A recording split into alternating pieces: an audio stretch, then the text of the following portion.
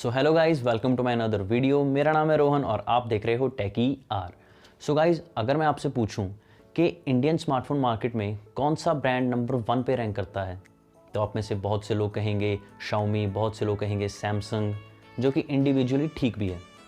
But अगर मैं आपसे कहूँ कि इन दोनों से भी ऊपर एक और कंपनी रैंक करती है, शेयर्स के मामले में शाओमी और सैमसंग से भी ऊपर एक और कंपनी का नाम आता है, तो कौन सी है वो कंपनी, आपको अभी इस वीडियो में आगे बताते हैं और शुरू करते हैं अपनी इस आज की वीडियो को।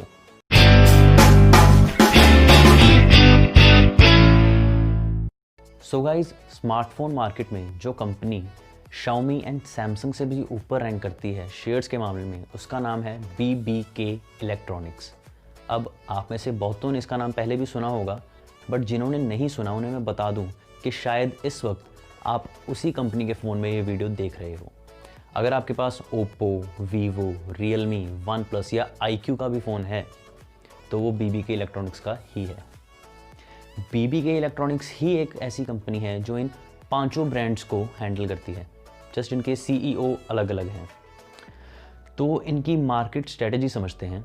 जैसे कि अभी आप ये जो ग्राफ अपनी स्क्रीन पर देख रहे हो, सैमसंग इसमें आपको टॉप पे मिलेगी 24% शेयर के साथ, उसके नीचे शाओमी आपको मिल जाएगी 23% शेयर के साथ, और साथ में Oppo, Vivo and Realme, one plus को भी हम अदर्स में रखते हैं। अगर हम इन सभी के शेयर कैलकुलेट करते हैं तो आप देखोगे कि सैमसंग एंड MI से भी ऊपर इन कंपनीज़ के शेयर चले जाते हैं। मतलब प्रॉफिट अर्निंग इन्हें सबसे ज़्यादा होती है, शेयर मार्केट में इनका सबसे ज़्यादा है, और इन्होंने पूरी मार्केट को भी कैप्चर किया हुआ है। अब जैसे ओप्पो, वीवो तो चलो एक ही तरह के हो गए, भाई भाई सभी को पता है, बट MI को टक्कर देने के लिए इन्होंने लाया था रियलमी को, क्योंकि Oppo and Vivo offline market में ज़्यादा काम करते हैं, तो इनकी ब्रांडिंग, एडवर्टाइजमेंट, फिर डीलर मार्जिन, ये सभी निकाल के इनकी कॉस्टिंग थोड़ी हाई हो जाती है। इसीलिए रेडमी को टक्कर देने के लिए इन्होंने लॉन्च किया था रियलमी को। रियलमी भी पहले ऑनलाइन ही आई थी, ओप्पो का एज ए सब ब्रांड ही रियलमी स्टार्ट हुई थी। इवन रियलमी 1, रियलमी 2, इनके बॉक्स में आपको चार्जर भी ओप्पो का ही देखने को मिलता था। जिन्होंने स्टार्टिंग में रियलमी यूज़ किया होगा उन्हें ये बात पता होगी। तो गाइज़, उस वक्त उन्होंने MI को वहाँ पे टक्कर दी। अब मिड रेंज में तो रियलमी नहीं था, ओप्पो एंड वीवो ही थे, तो रियलमी को उन्होंने बजट सेगमेंट में रख दिया। और अब बात आती है हाई सेगमेंट की। अब बहुत से लोग ओप्पो, वीवो पर 30, 40 या 50 हज़ार खर्च करना नहीं चाहते। रियलमी वैसे ही बजट सेगमेंट में था, उनके भी ऐसे बीच में फ़ोन आए थे बड़े, बट उन्हें ज़्यादा कुछ खास रिस्पॉन्स मिला नहीं उस टाइम पर। तो ऐसे में वन प्लस तो पहले से अपना काम कर रहा था, बट वन प्लस को बहुत से लोग नहीं भी जानते थे। वन प्लस डिमांड में आया जब 30,000 प्लस के सेगमेंट में एप्पल एंड सैमसंग को भी उसने पीछे कर दिया। उस वक्त पर जाकर वन प्लस ज़्यादा चर्चा में आया। सो देखा जाए तो बेसिकली इन्होंने budget segment, mid range segment and high segment, तीनों सेगमेंट्स में अपने अलग अलग कंपनीज खड़ी कर दी और पूरा मार्केट उन्होंने ऐसे ही कवर कर लिया था। अब मार्केट में जैसे मैं कस्टमर्स को देखता हूँ, बहुतों को यही नहीं पता कि रियलमी ओप्पो का ही ब्रांड है। बहुतों को ये लगता है कि रियलमी रेडमी का ब्रांड है। एक्चुअल में ऐसा नहीं है। एक्चुअल में ये पांचों ब्रांड एक ही कंपनी के हैं, एक ही भाई बहन हैं। तो गाइज़, बहुतों को अब ये भी लगता है कि रेडमी इंडियन ब्रांड है, रियलमी इंडियन ब्रांड है, जस्ट ओप्पो, वीवो चाइनीज़ है।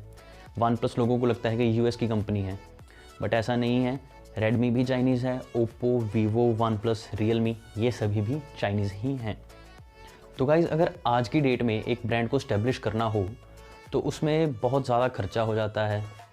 हमें एक अच्छे प्राइस सेगमेंट में अच्छी अच्छी चीज़ें देनी पड़ती हैं, ब्रांडिंग भी करनी पड़ती है, जो कि ऐसे कॉपरेट नहीं कर पाते एक दूसरे के साथ।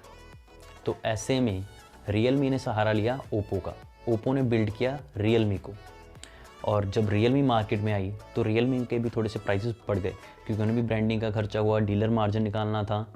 तो इन चीज़ों के चलते हुए रियलमी के भी थोड़े से प्राइसेस इंक्रीज़ हो गए। सेम चीज़ हुई थी MI के साथ में भी। अगर आपको याद हो तो जब MI मार्केट में आया था तो उसके सभी फ़ोन्स पर 1000 या 1500 का एक प्राइस बम्प देखने को मिला था। वो क्यों था? इन्हीं सभी चीज़ों की वजह से। अब MI इतना डिमांड में क्यों आया था? क्योंकि जब वो ऑनलाइन था उसने अपने कस्टमर्स को ही अपना सेल्समैन बना दिया था। मतलब जब भी कोई अपना MI का न्यू फ़ोन आता था तो फ्रेंड्स जैसे एक दूसरे के साथ बातें शेयर करते हैं, तो ऐसे ही बस बातें शेयर होती थी कि देखो मुझे इस प्राइस पे ये फीचर्स मिल रहे हैं, ये फीचर्स आ रहे हैं। तो ऐसे ही उन्होंने अपनी सेल्स स्टार्ट की थी और मार्केट में आने के बाद जब उनका एक नाम बन चुका था उसके बाद उन्होंने प्राइजेस थोड़े से अपने बम्प कर दिए थे, जिससे वो अपने बाकी खर्चे निकाल पाते। और ऐसे में ही आ गया फिर साथ में रियलमी। और चलते चलते वैसे देखा जाए तो गाइस फ़ायदा इसमें हम कस्टमर्स का ही हुआ है, क्योंकि इनके कंपटीशन के चक्कर में हमें कम प्राइस में ज़्यादा फीचर्स देखने को मिलने लग गए थे। सो अब देखना पड़ेगा आगे ऐसा कौन सा ब्रांड आता है। अब जैसे माइक्रोमैक्स भी कम बैक कर चुका है, टेक्नो भी काफ़ी ज़्यादा अग्रेसिव होकर इस टाइम अपने फ़ोन लॉन्च कर रहा है, फिर लावा भी अब स्टार्ट हो चुका है। बट अब देखने वाली बात ये होगी कि ये ब्रांड्स दोबारा इस्टेब्लिश हो पाते हैं या नहीं। तो जैसा भी है फ़ायदा तो हम लोगों का ही है। आई होप आपको ये वीडियो थोड़ी अच्छी लगी होगी। अगर तो अच्छी लगी तो वीडियो को लाइक कर देना गाइस, चैनल को सब्सक्राइब कर देना, ऐसी ही और वीडियोस के लिए इस चैनल पर आते रहना। अगर तो आपको ऐसी वीडियोस अच्छी लगती हैं, ऐसी ब्रांड नॉलेज वीडियोस, तो आप नीचे कमेंट सेक्शन में बता देना। मैं आपके लिए ऐसी एक अलग से सीरीज़ स्टार्ट कर दूंगा जिसमें हम इन ब्रांड्स के ऊपर बात करेंगे कि कैसे ब्रांड स्टार्ट हुए, कौन सा फ़ोन कैसे था, कैसे ये इस्टेब्लिश इतने हो पाए। तो गाइज़ मैं मिलता हूँ आपसे अपनी अगली वीडियो में। Thanks for watching.